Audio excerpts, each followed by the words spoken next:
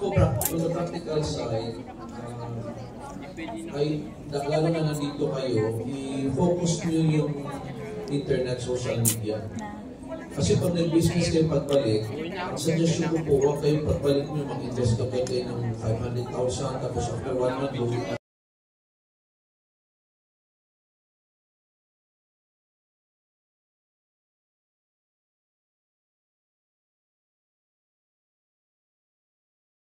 ating sinasabi, palitan mo na kasi yung apelyido mo.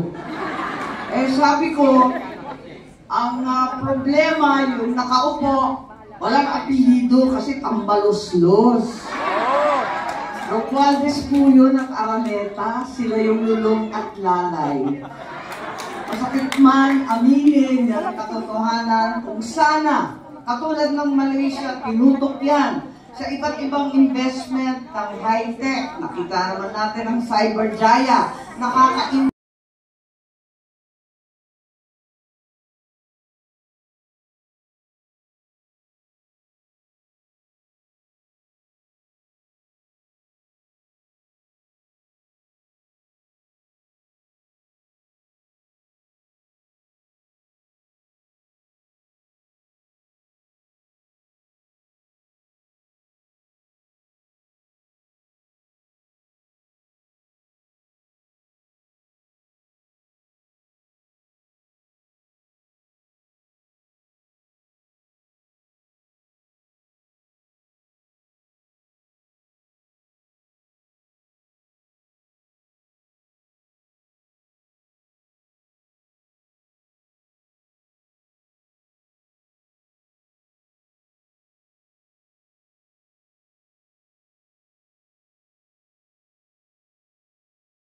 Ang magbabalik kay dating Pangulong Duterte sa Pilipinas.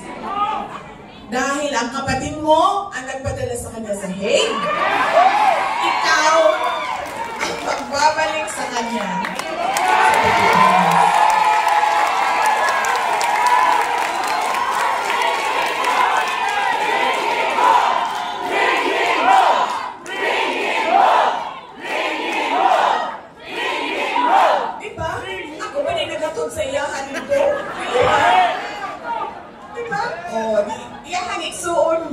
Ikaw ang magbalik ana dito sa mga sa Davao. Kaya dala-dala ko yan siya lagi. Kahit saan ako pumunta. Kasi alam nyo bakit? Kahit saan din ako pumunta, lahat ng Pilipino nagsasabi, iuwi mo sa akin. Sinasabihan ako, kahit yung bata sa kampanya namin sa Manila, maliit na bata na pagbaba ko sa stage, mukha siya mga 8-9 years old. Sabi niya sa akin, ibalik mo si Tatay Digong.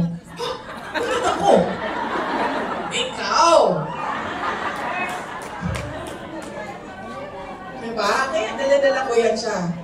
Kahit saan. Para siyang naka-hostage. Bibitawan ko lang yan siya kapag si dating Pangulong Duterte ay nabalik na sa Davao City.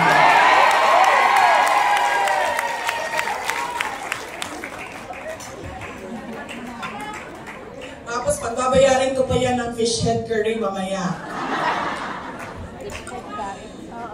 Tulad ni Pangulong Duterte, dahil sa kanyang patuloy na pagmamahal at malasakit sa ating bayan, ay itinuring siyang kalaban ng mga taong lasing sa kapangyarihan. Patunay din ito ng ating karanasan na nagpapakita na ang pagmamalasakit at paglilingkod sa bayan ay banta sa interes ng ilan lamang.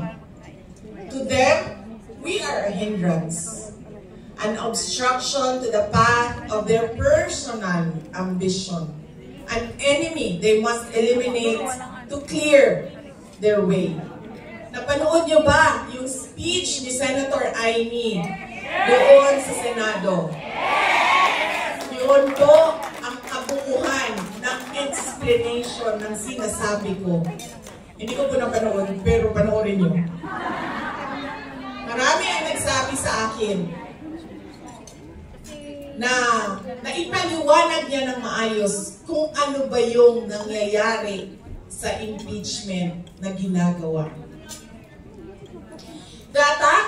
cowardly, yet openly disingenuous and arrogant. Absence of basic human decency and respect for the rule of law. Typical of people drunk in power. Senator Mata kasama si Senator Marcos at ang ating PDP laban na Pangulo, Senator Padilla, napakalakas po natin.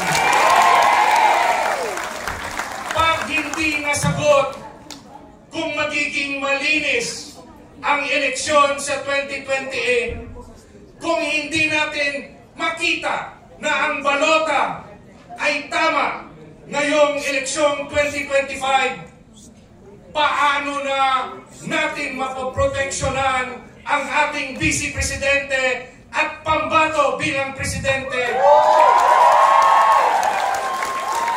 sa darating na 2028 eleksyon?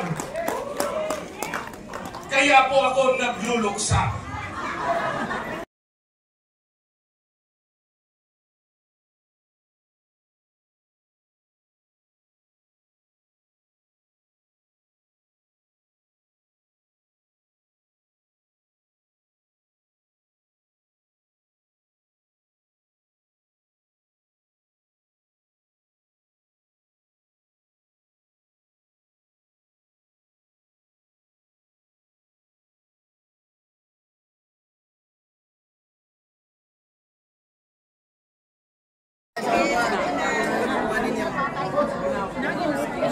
Makaupo, mga kababayan.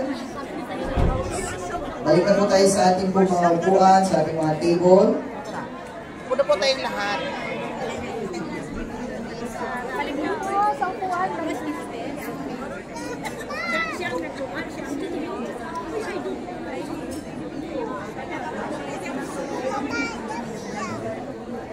Okay, anytime po, mag-start na po tayo mga kababayan. So balik na po tayo sa ating